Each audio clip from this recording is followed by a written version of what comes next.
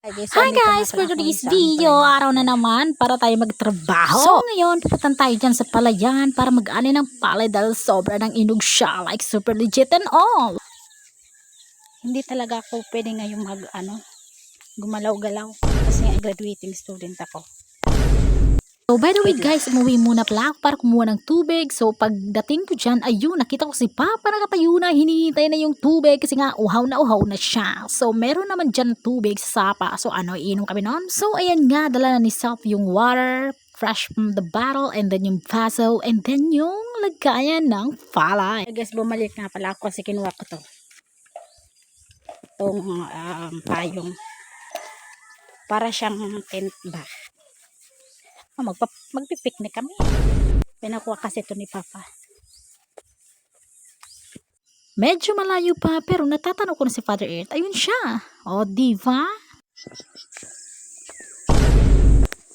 So, yan na nga at inaayos ni Papa yung tent sa gitna ng palayan. So, parang magpipiknik lang yung peg. So, ayan nga, rainbow yung kulay niya. Ang ganda. O, diva? So, mga nagtatanong kung bakit may payag dyan sa gitna ng palay. Yan lang po ay pangsanggan namin sa sobrang init ng panahon. And then, para naman hindi naman masayang yung lotion ko.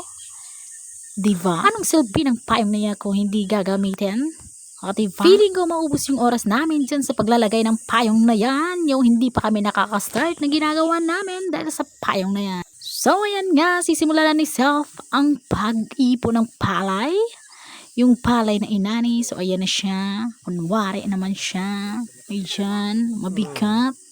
Kaya mo yan, Self. O, diba?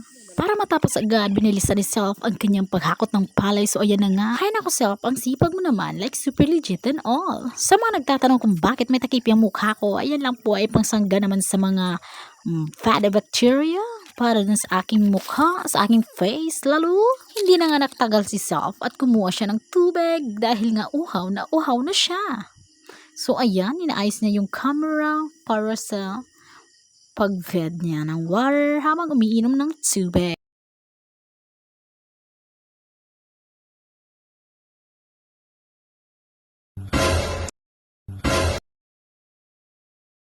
So ayan nga, nagsimula ng mangati ang kamay ni Self dahil yan sa palay nang hindi natakpan ng kanyang jacket. Yan, namulan na. So wala tayong magagawa. So kailangan nating tapusin ang paghakot. So malayo ang tingin ni Self. Mukhang iniisip niya kung kailan kaya matatapos ang iniipon na palay na yan na sobrang dami at sobrang lawak. Kaya nako, parang walang katapusan.